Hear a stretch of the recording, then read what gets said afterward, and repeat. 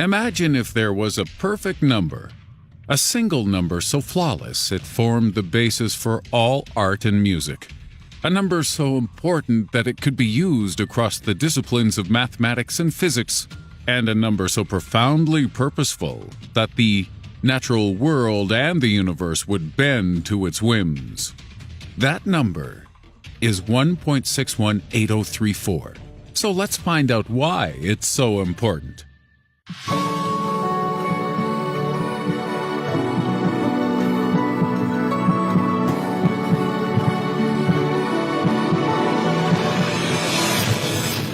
At number 5, an explanation.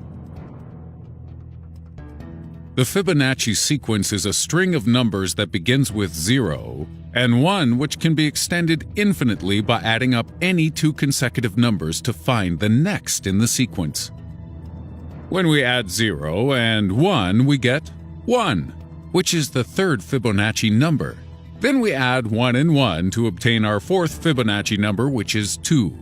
And if we continue with this elementary exercise, in addition, we get the numbers 3, 5, 8, 13, 21, 34, 55, 89, etc., in a pattern that can be extended all the way to infinity.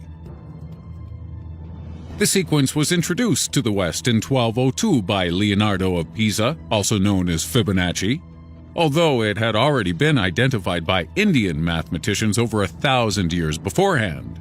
But this guy from Pisa shouted first, so he gets to name it after himself. That's just how things work.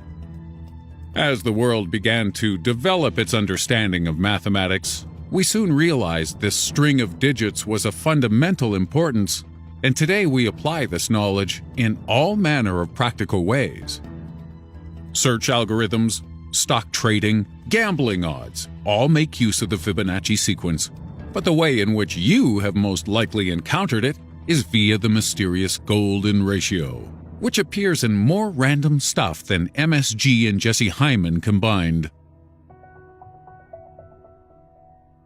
At 4, the golden ratio. The golden ratio is a mathematical term used to describe the relationship of two figures, whereby the numbers seem to be in some form of complementary ratio. If you have a number A and a lower number B, then the two are in the golden ratio if the ratio between A versus B is similar to the ratio between the sum of A plus B versus A. The Greek letter ascribed to this ratio is phi, and its value was contracted to 1.618034. Basically, anything which comes close to this value in terms of its ratio is said to be perfectly proportioned. For example, a rectangle that measures 12.94 by 8 centimeters is in the golden ratio, because 12.94 divided by 8 is 1.6175. And if we add the width and length of the rectangle together to get 20.94, the ratio between this and the longer side, 12.94, is 1.6182. The golden ratio can be used to calculate perfect spirals, golden triangles, and other shapes and patterns too. But what does this have to do with the Fibonacci sequence? At 3, the link. To link the Fibonacci sequence and the golden ratio, we must look at the ratio between two consecutive Fibonacci numbers and observe the pattern this ratio takes as you go on. Because it turns out that the further along the Fibonacci sequence you go, the closer the ratio between any two numbers is to the golden ratio. The ratio between 3 and 2 is 1.5. The ratio between 5 and 3 is 1.66.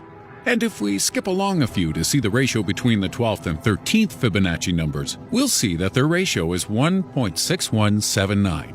The ratio between 144 and 233 is 1.6180, and so on and so forth. As we mentioned earlier, the golden ratio is 1.618034. So clearly the golden ratio and the Fibonacci sequence have some sort of link which we haven't worked out yet. And that is why so many smart folks have become absolutely obsessed with it. At number 2, the uses. The golden ratio has fascinated the world's most knowledgeable people for millennia since its discovery. and we have seen its influence in some of the finest works mankind has ever produced.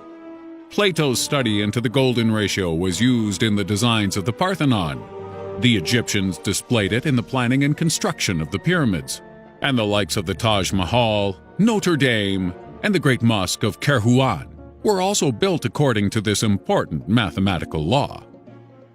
Artists from Da Vinci to Dali also incorporated the golden ratio in the layout of their paintings, and the ratio can also be detected in the music of Debussy, Bach, Mozart, Chopin, and Beethoven.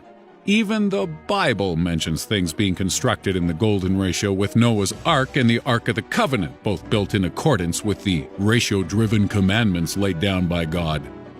However, the one thing we're not entirely sure about is whether any or all of this was deliberate. Modern artists and architects know about the golden ratio and are known to apply it purposefully to their works.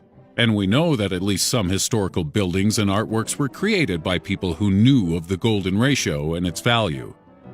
But this inexplicably pleasing proportion has been used by people ignorant of its existence too. So, is the golden ratio merely something which all human beings are attracted to? Is it something that we find inherently satisfying? And is this love of the number 1.618034 limited only to humans?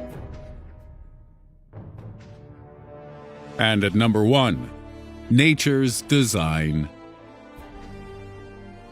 Is the golden ratio a universal law applied by nature?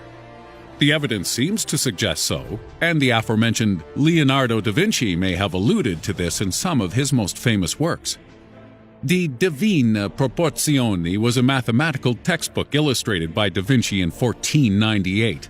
And in both this and his drawing of the Vitruvian Man, he points out examples of the golden ratio found within the human body.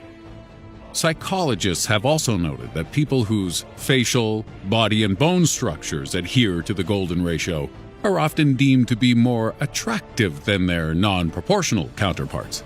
And if you'd like to pause the video to go measure your face right now, we totally understand. But you might want to hold on a second, because the most shocking example of the golden ratio within human beings is far more interesting. Did you know that the golden ratio even applies to our DNA? It's true, as both our double helix spirals and the composition of a single DNA molecule both seem to have been made in accordance with the divine proportion of the golden ratio. And it's not just humans either, as we've seen the ratio demonstrated in the shells of snails, the number of petals in a flower, and the arrangement of individual seeds within seed heads. Pine cones, tree branches, and root systems also follow the golden ratio, as do some forms of algae and the bodies of certain animals. Some creatures even live according to the golden ratio, with honeybee colonies known to maintain a ratio of males to females at 1 to 1.618. So, is this ratio evidence that nature has been somehow